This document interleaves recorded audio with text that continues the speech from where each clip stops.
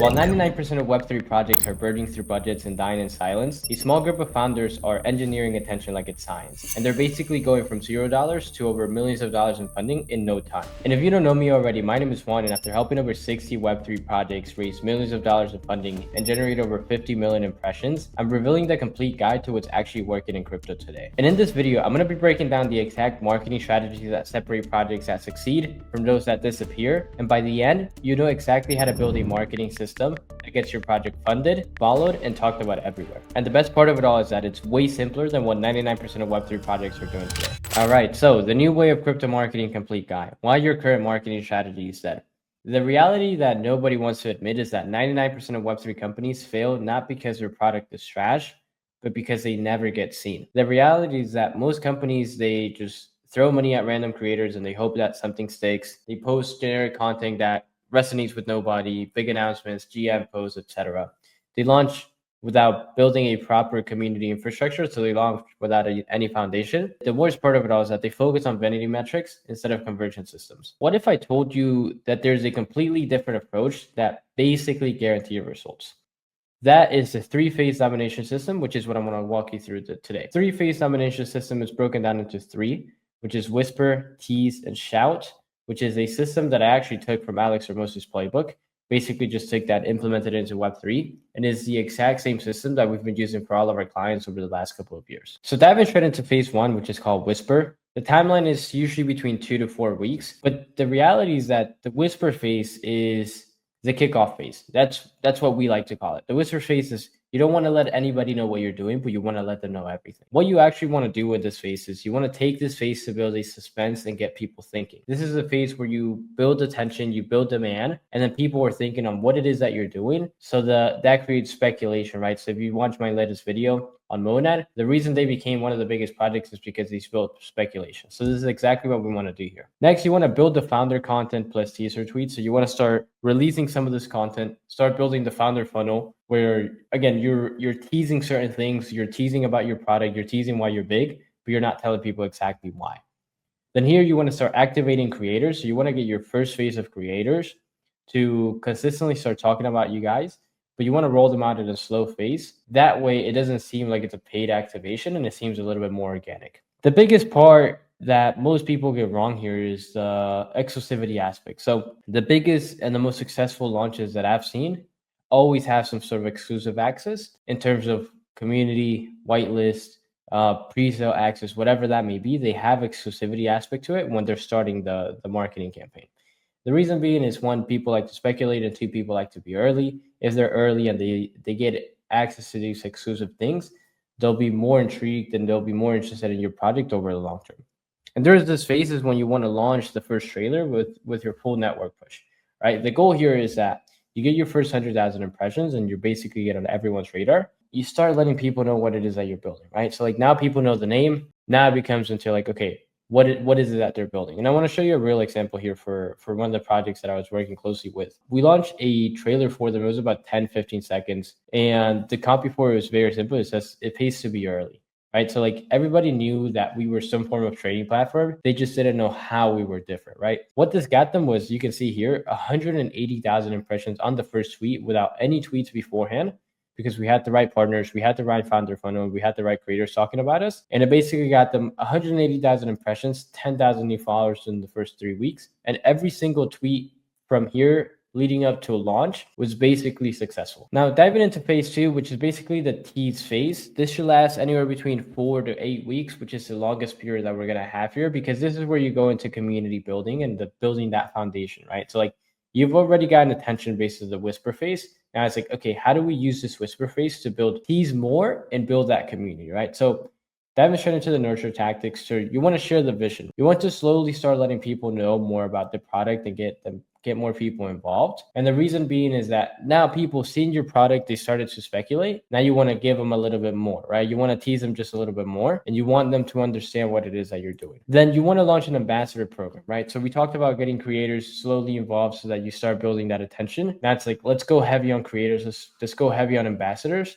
And you want to partner with 3 trusted voices who consistently talk about you. You don't want to go 20, 30, 40 creators, but you want to pick a handful of creators who are trusted in the niche that you're in, believe in the vision, and can talk about you consistently so that you continue to build up that mind share. Number three, you want to launch Amplify campaigns, right? So there's many Amplify platforms, Kaito, Kudoswap, Seat. There's so many of these which you want to partner up with. And the reason being is they help you get attention and they build trust, right? If you partner up with Kaito, if you partner up with Kudoswap, if you partner up with any of these big Amplify platforms, you automatically gain trust from the users. But you also get attention because most of these Amplify campaigns are based off of doing certain activations like tweets, interacting with your posts, and so on. Now that you have attention, you've teased people, you want to you want to double down on the community exclusivity. You want to keep it close. You want to create the FOMO. You want to make people fight for access.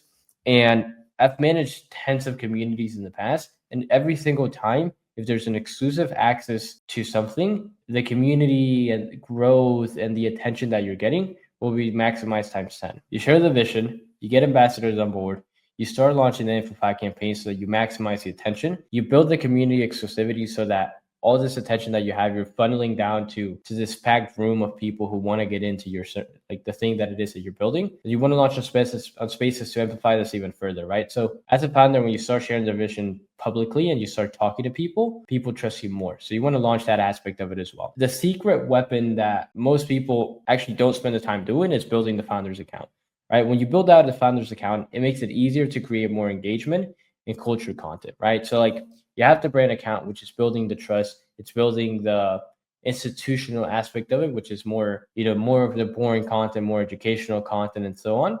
But the founder account allows you to be more personal, allows you to be more memeable, allows you to be more cultural, which then allows you to connect people with a lot easier, right? So like I put 3 founders here, founder of Kaito, obviously looking at and Lamboland, the founder of Project X. They've done amazing jobs at being founders. They've done amazing jobs at maintaining and building attention. And then diving into phase 3, which is basically the shout phase, right? So again, you started whispering, you started letting people know that you're building something. You started building that attention. Then you started building the teaser phase, which is, all right, we have some attention. Now let's let people know what we're doing. Let's build that foundation of community and let's basically just amplify everything times 10. Now let's do our launch, right? So this process should be anywhere between 1 to 2 weeks. It's something where you want to pack everything together. You just want to keep it very simple, straight to the point, and just make it very loud. The launch sequence, this is something that I like to follow basically every single time. But basically at this stage, you want to go live with your product and launch. And this is the moment everything has built up to, right? So all of the past couple of months, all of the hard work has built up to this moment. So you want to make it as good as possible. The way that we've ran every single campaign is you want to prepare a cinematic trailer, whether it's your product, whether it's an IP, whether it's whatever it may be. You want to build a trailer where you have all of your network, all of your partners, all of your creators, all of your collaborations basically interact with this post and just amplify it times 10. I'm going to show you an example here, which is a project that we ran just a couple of weeks ago that went very, very successful, and they did this exact playbook. You drop a trailer, you have all of your network, all of your creators, all of your partners interact with this post. Then you roll out all the collaborations that you've basically been preparing for the last couple of weeks to just maximize the awareness, which I'll break down what these collaborations should look like in a second. And then you want to basically open up the floodgates to everything your product has to offer. Community, the product itself, NFT, tokens, whatever that may be. You want to open everything. You want to open the floodgates to this so that everybody can basically start getting access. Again, you wanted to keep it gate kept back here. Now you want to get everybody that you've built on that funnel to basically just jump straight into your community. Now, the results that this is basically taken for every single client is they take over the timeline, they onboard more users and get more sales than you expected, and you get a community that actually sticks around. We had, again, Loot, we had a launch with them a couple of weeks ago where I was working with them closely, and their video basically got over 1 million impressions.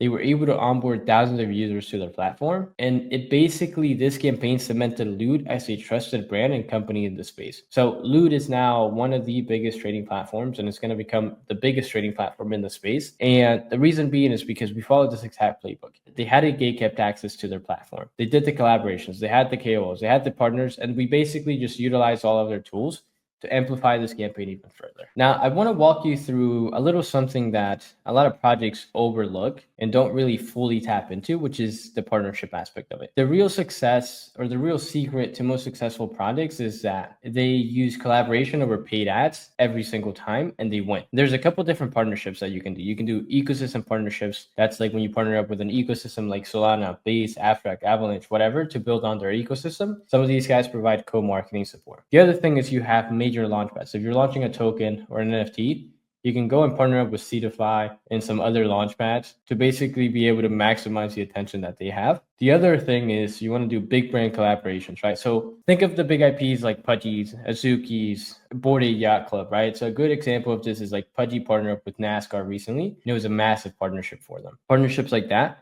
And then IP partnerships, right? So like if you're building a game or if you're building a platform and you want to integrate the Pudgy IP, you can do those partnerships and get co-marketing aspect of it as well. So a real example of this, again, to show you Loot, because this is the exact playbook we ran a couple of weeks ago, is Loot did a partnership with Abstract, and you can see it got over 120,000 impressions again. And the reason being is Abstract brings credibility, Loot brings attention. So when you mix those two together, you basically get a great result like this. The other aspect of collaborations is when you go volume focused, right? So like this can be whitelist collaborations where you can partner up with hundreds of communities at a time, maximize all of the attention. Imagine giving out whitelist spots and tap it into 1 million users at any given point, right? So like this is the volume that I'm speaking about here. Joint cross promotion campaigns, Infofy activations, community rates, whatever that may look like. But this is where you go volume focus. What does a partnership workflow actually look like? Is you want to start with volume collapse because this is like low hanging fruit, easy to implement, high volume to do, gets really good results. You can start with that. Then you lock in ecosystem partners after you have attention and you have some form of leverage. Then after you have attention, you have your ecosystem locked in, you want to go to the launch pads, right? So like this is another lever of attention which you can pull. You can partner up with the biggest launch pads, gets the best terms if you have attention and you have the best ecosystem partners locked in. And then the last one is after you became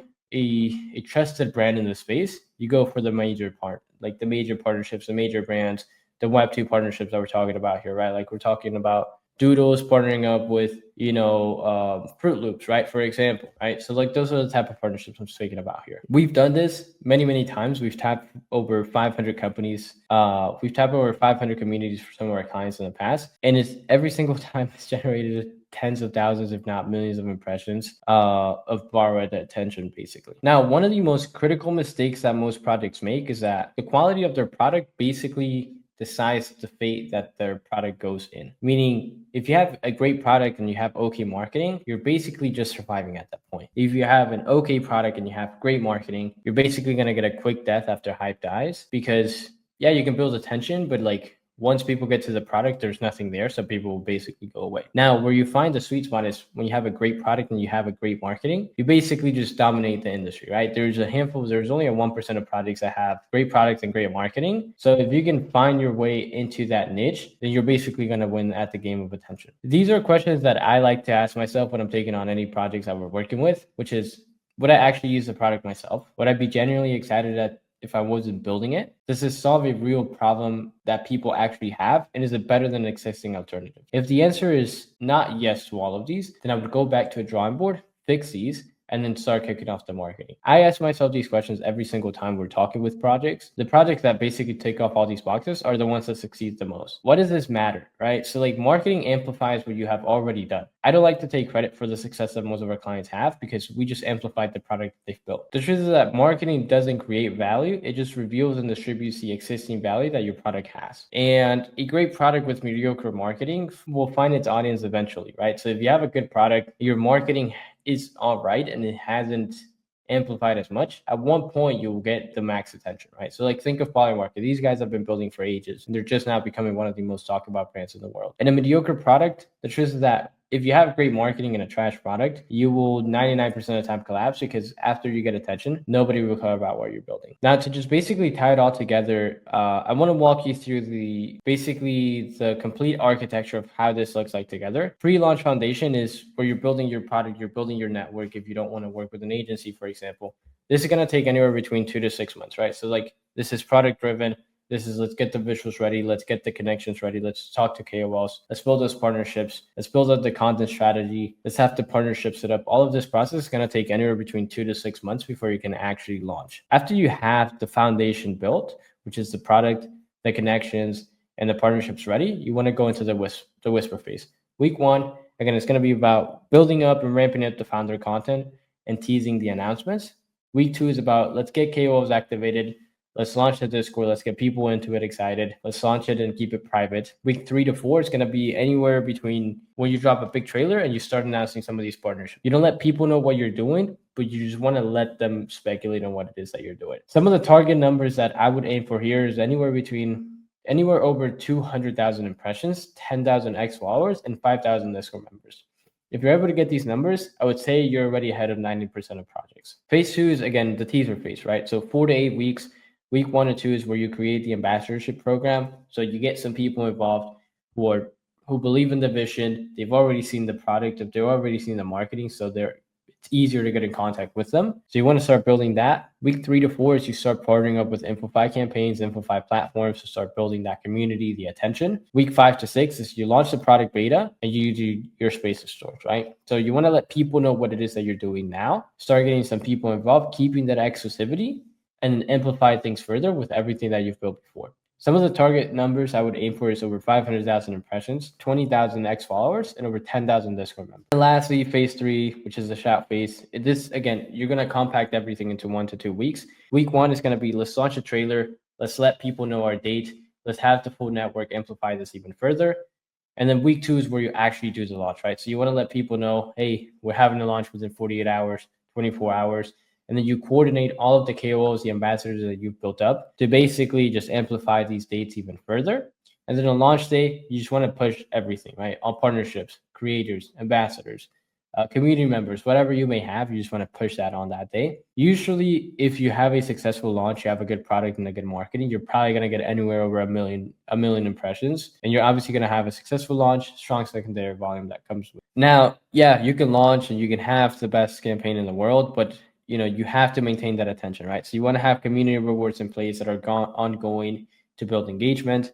You want to have the ambassador programs run for a long time because you want to maintain that attention. You want to have product updates and you want to have long-term partnerships. This is the way that I see it, and this is the way that it's worked for every single project that we've worked with. And this is the playbook that most of the successful projects follow. So that's basically everything I wanted to share with you guys. This is basically the exact framework that we followed, and this is the system that we've seen new projects utilize, which is Whisper, Tease, Shout. And it's the exact way that you're able to engineer attention, you're able to maintain attention, and use partnerships and creators to amplify those things even further for free sometimes. But the truth is that if you understand these systems inside out, none of it matters if your product is not good and you can't actually turn this attention into funding and long-term community growth. So look, I just wanted to say, if you're building a Web3 project today and you're looking for a team to support you on the strategy side of things, and you want somebody who can support you and jump on calls with you, feel free to book a call with myself and my team. Look, I'm happy to look over your strategy, see how we can implement some of these things into your project, and see if we can work together.